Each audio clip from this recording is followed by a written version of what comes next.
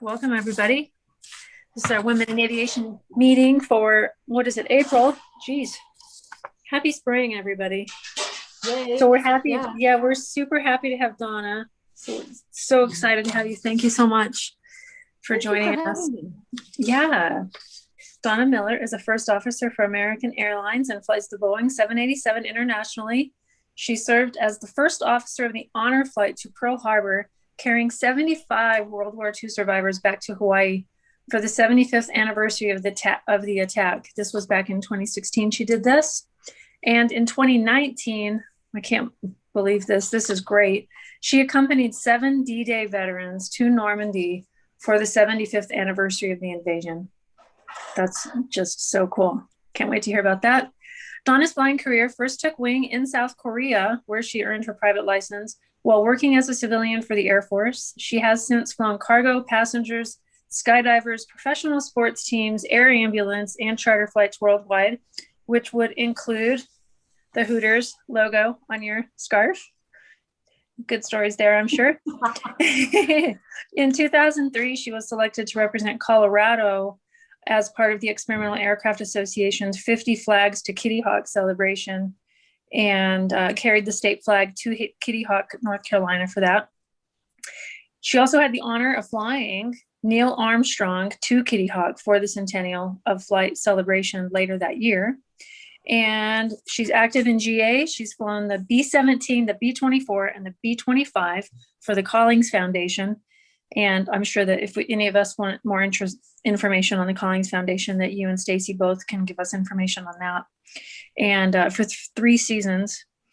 And she served for over 20 years as the secretary of the Mile High Wing of the, am I saying this right? 0X5 or OX5? OX5, OX5, Aviation Pioneers. Okay. You can tell us a little bit more about that. And she's also served on the Westminster College Aviation Advisory Board in Salt Lake City. You can tell us more about that too. And actively working with Fearful Flyers since 1990 in the Denver area.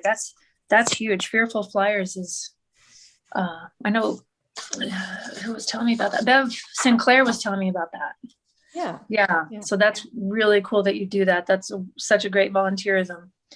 So Donna's passion for aviation history began when she was asked to help Ellery Jeppesen, the Ellery Jeppesen, guys, the Ellery Jeppesen, to catalog his memorabilia for display at the DIA Airport, Denver International Airport. And since then, she's attended reunions for the Doolittle Raiders, the Women of the Wasp, and you know a bunch of them, World War II glider pilots. And this is where my son, I need to go grab him upstairs. She has worked closely with Louis Zamperini when he was working on the biography of his life, which is so great. And he wrote he's the focus of Unbroken by Laura Hillenbrand and the movie Unbroken. Laura and Donna knows him. So welcome, Donna. Thank you. I will let you go ahead and start your presentation. I'm going to go grab my son upstairs. Okay. Well, thank you, everybody who's tuning in. I really appreciate it. Since everybody's aviation is completely, your journey is going to be completely different from anyone else's. I thought I'd just kind of tell you some of the things I learned along the way, and that has been really helpful. So yeah, unless you want to move to South Korea to start your private pilot license, your journey is already going to look different from mine. So this is where I started in 1988. What I say is the bigger the why, the easier the how. And what that means is if you have a compelling enough reason to want to do something, you'll figure out how to do it. A lot of people say it's too expensive to learn to fly, or it's too hard to get to a flying club. It took me 5 hours to get from where I lived in Daegu, South Korea, up to Osan, where the Aero Club was. But I really wanted to do it. So I took a taxi to the train station and a 3-hour train ride and a 50-minute bus ride, and I walked the rest of the way. So, and when people say it's expensive, it is, but for the longest time, I didn't own a toaster because that was a luxury item and wasn't in my flying budget. So this was in 1988, my first solo in Osan, South Korea. From Osan, I moved back to Germany. I had lived there previously. And one of the really fun flights that I did there was channeling my inner Harriet Quimby. She was the first woman to fly across the English Channel. And so I was working on my instrument rating, and boy, if you want instrument flying, Europe is a great place for that. Excuse me. We flew from Darmstadt up to Edinburgh, Scotland, and that was a stop in Biggin Hill. From Germany, I moved back to Denver, and I worked for Jepson in the Denver office. And as Trimby mentioned, I worked with Ellery B. Jeppesen. Okay, just ignore the big hair there. He was an amazing aviator. His pilot license is signed by Orville Wright, and just an amazing pioneer. And I was asked to help him catalog all of his memorabilia that's on display at the Denver International Airport. So I was working for the company and then helping him with his memorabilia. And then during that time I was working with him, I left the Jepson company and I worked for United Airlines in the Flight Training Center. And I loved my job there. I absolutely, I couldn't wait to go to work every day. I had 2 different jobs there. Both of them were just fun. But I saw all the pilots coming through, and there was something that really struck me. And that was a quote that I learned in a class that said, "Hell on earth would be to come face to face with the person you could have been." And that really, I thought long and hard about that. And what does that have to do with baseball? There was a captain named Ted Stiles who was a 777 captain, and he was also on the hiring board at United Airlines. And he said, "Donna, you can't steal second with your foot on first." And I knew that there was no connection between my cushy desk job and the flight deck. And so if I really wanted to be an airline pilot, I had to steal second. So my first flying job was in 1998. I left to go to El Paso, Texas, to fly car parts to Mexico. NAFTA had just opened up, and so I went down there, and we didn't call it El Paso for nothing. It was really hard work. We had to load and unload our own freight. We had 3 singles, 3 twins, and 3 Lear 25s. And it was a tough job, but I was being paid to fly. So I knew that I was on my way. On the weekends, I was flying skydivers, and I didn't get paid, but I could jump for free. So I was building time as fast as I could, but when you're building it at 0.3 hours per flight, it takes a while. So there's the modified door and a skydiver getting ready to jump out. Oh, yeah. So one of the other things I learned too along the way is how you do anything is how you do everything. And as much as I didn't love my job, I thought it's what I'm doing right now. And so I went in with the best attitude that I could have, and I was just going to have the most fun I could possibly have. And then I realized that if you start sliding on one thing, it bleeds into the rest of your life. And so I try to do everything mindfully, and it's really helped me on my journey. From El Paso, I went to Air Midwest, flying the mighty Beech 1900D model, and that thanks to Bev Sinclair. She's a 99, and I was so grateful to her for taking my resume. And so networking, I'll tell you, it's important. I was flying out of Fort Walton Beach, Florida, and absolutely loving it. I thought I had just died and gone to heaven. This was the Christmas card that year.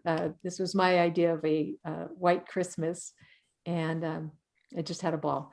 So I upgraded to captain after a year, and then in 2001, I got hired by American Airlines. It's kind of like prom, I was waiting for United to call, but American called, and I didn't know when United would start hiring again.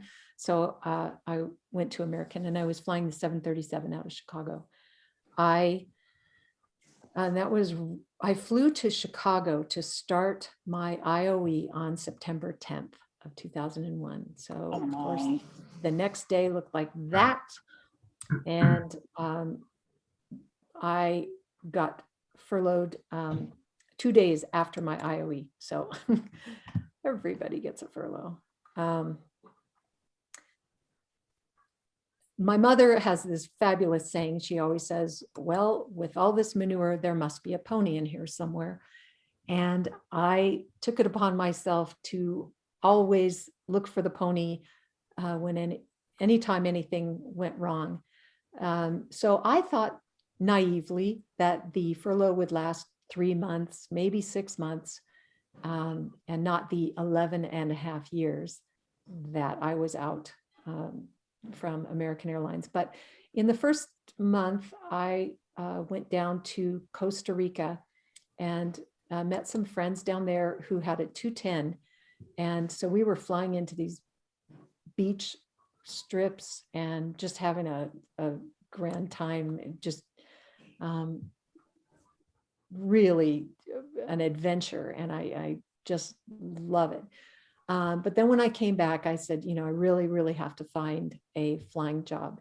And there were 10,000 pilots out on the street, and the pilots were a dime a dozen, and everybody knew it.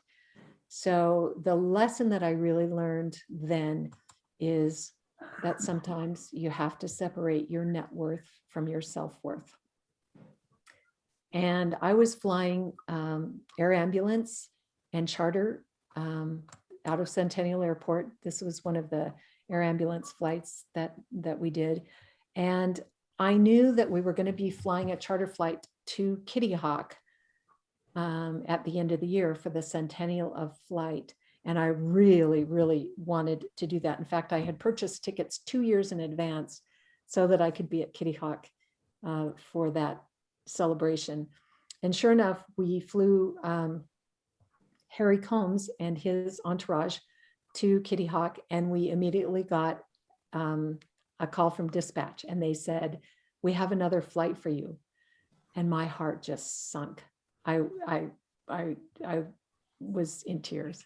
And they said, "Yes, you go to Cincinnati, pick up Neil Armstrong, and take him back to the festivities." And I thought, wow, I had just died and gone to heaven. For that one day, I was Neil Armstrong's pilot. And, to look back, I kept glancing back because there's no door or curtain in the Learjet. And I was just, I thought, wow, that man he was the first one to walk on the moon, and now he's in the back of my airplane. So what an amazing experience that was, and well worth the low pay that I was getting at that time. So from there, I always say, be specific about what you want. Be really specific. I was trying to get on with Frontier Airlines because it's local at Denver. I wouldn't have to commute. I really wanted to fly an airplane with an animal on the tail. And but they were hiring a lot of Vanguard pilots. Vanguard had just gone under. They were based out of Kansas City, so a lot of them were coming over. And I thought, but here I am. I'm current, qualified, and I want to fly an airplane with an animal on the tail. And I did. I just wasn't specific enough. So this is my Hooters Air, my short stint at Hooters Air. I still have that orange tie. I think it's going to be worth millions on eBay someday. And I did that for, it was a company called Pace Airlines, and they had 5 different contracts. And I'm so grateful to Aileen Watkins. She was working for Pace. She was on a different contract also, but we did get to fly together once. And this is the old 737-200 with the round dials. And we used to say we had a standard fleet until we got the second airplane. And then we also said, if you can find the transponder, you can fly it. And there was one, the transponder was actually on the overhead panel. So, but from there, I did get to fly professional sports teams under Pace Airlines on the sports jet contract. And that was really fun. This is Yao Ming. He's 7'8", and I'm 5'8". So that was, we flew basketball and hockey players in the wintertime and baseball players in the summertime, and we had front row seats to every game, which was super fun. The other thing I say is, wherever you are in your aviation journey, enjoy the moment. We are so fortunate, so blessed to just have a bird's eye view of the world. Amazing world. Yeah. And how lucky we are every single day. And sometimes I run across pilots that are so fixated on getting to where they want to be that they forget how beautiful it is where they are.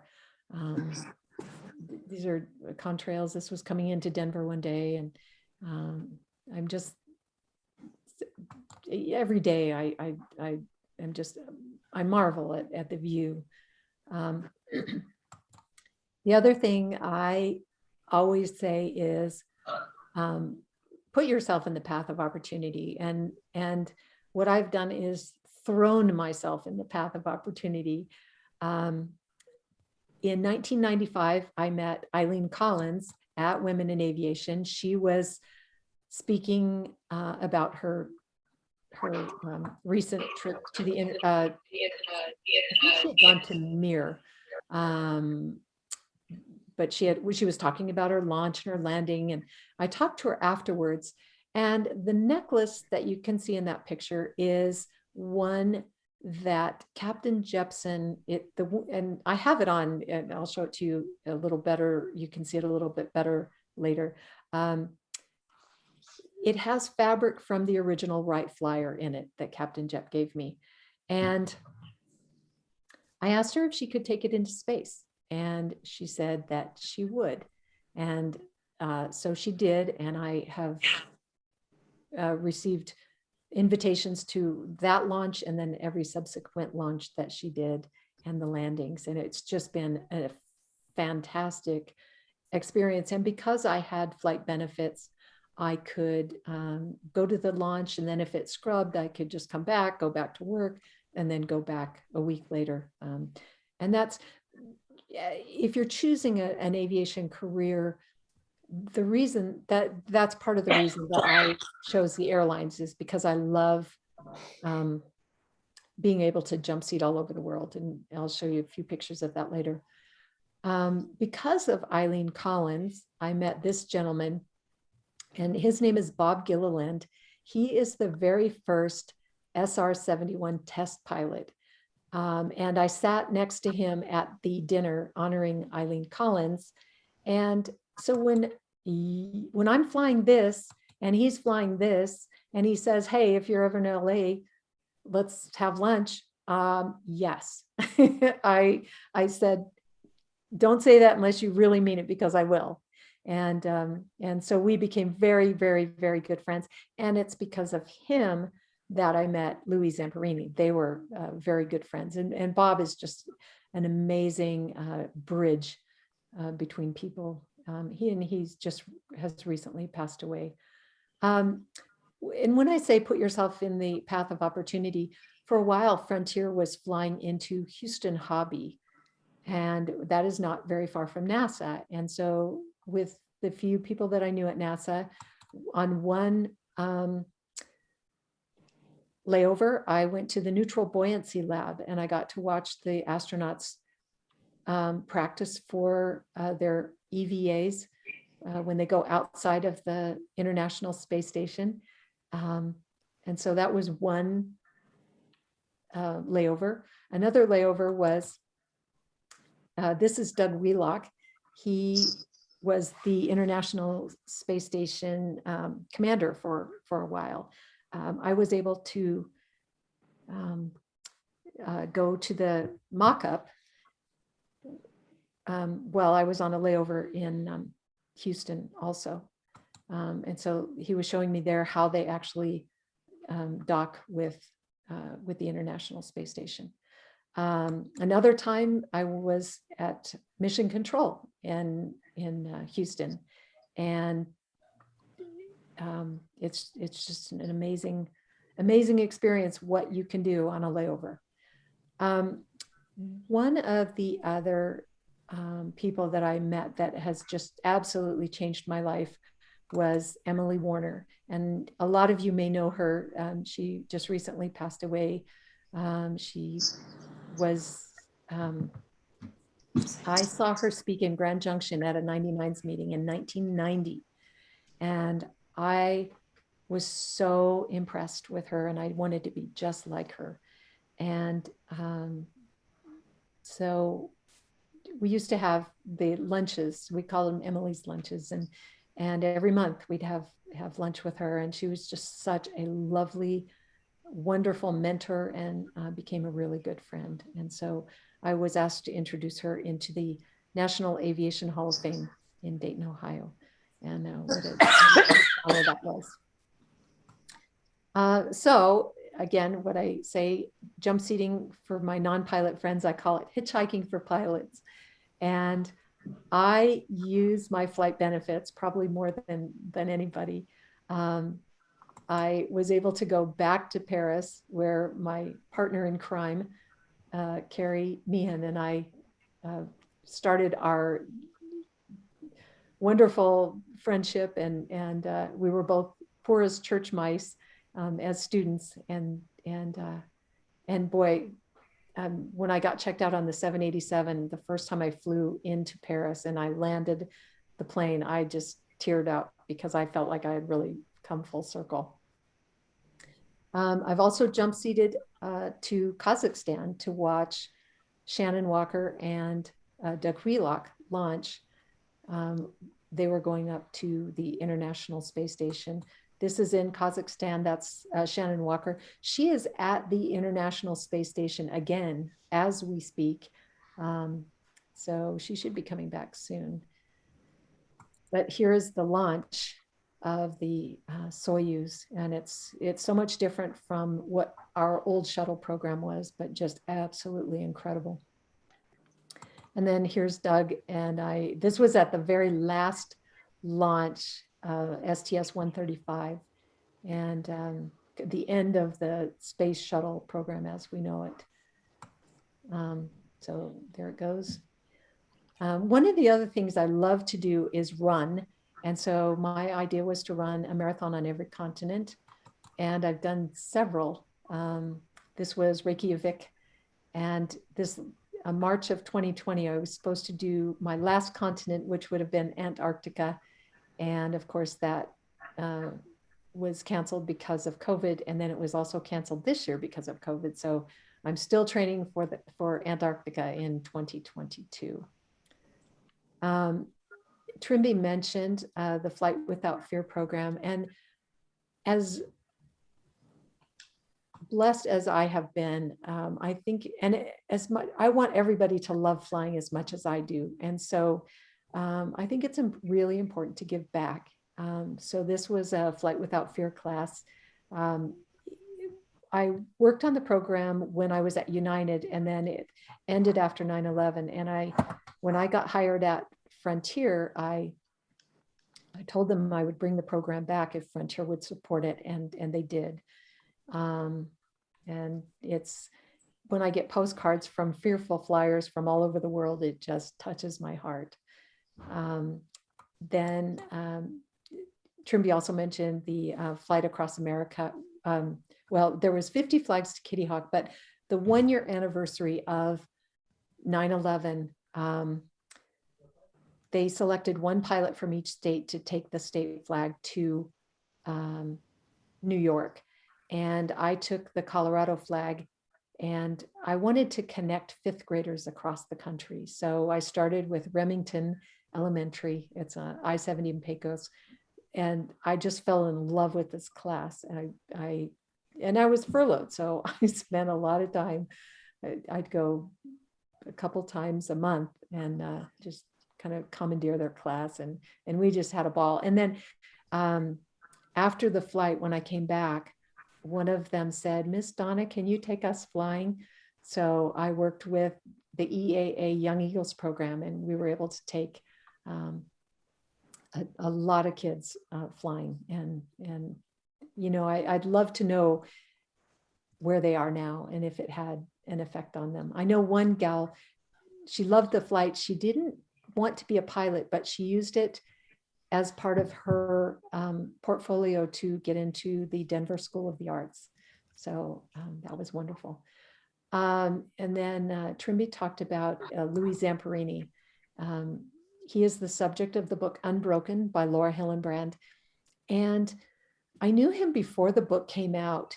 And so when the book came out, he started doing a lot of speaking engagements. And his son called me once and said, I just can't drop everything anytime my dad needs to travel. And I raised my hand and I said, I will drop everything anytime your dad needs to travel. And one time he needed to go from Houston to Enid, Oklahoma. And I can tell you there's no air service between Houston and Enid. So I borrowed this Bonanza from a friend of mine and took him to Enid. So my friend and I would always arm wrestle for the left seat. And so here's Louis. I told Louis that was the deal. And if he wanted to fly the short leg from Enid to Oklahoma City, that he'd have to arm wrestle me for it. And he did. He was such a delight. If you have not read the book Unbroken, I highly, highly, highly recommend it. So as Trimby mentioned, I flew the honor flight to Pearl Harbor. We had 75 Pearl Harbor survivors. This gentleman is named Jack Roush. And if any of you are into NASCAR, the Roush Racing this is him. He was a P-51 pilot in World War II and just an amazing, amazing man. And then these were the gentlemen that we took to D-Day in 2019. And it was just such an honor. I cried every day for a week. And Trimby mentioned Stacy Banks and I flew for a few seasons with the Collings Foundation. This was our fleet. In the foreground is the B-24, and the middle is the B-17, and in the back is the B-25. I think Stacy and I both flew the B-25 most often, and then of course the P-51 in the background. And then of course the B-17 in the middle is the one that had the fatal accident. And so the Collings Foundation Wings of Freedom tour is on hold right now, and we're just waiting to see what happened.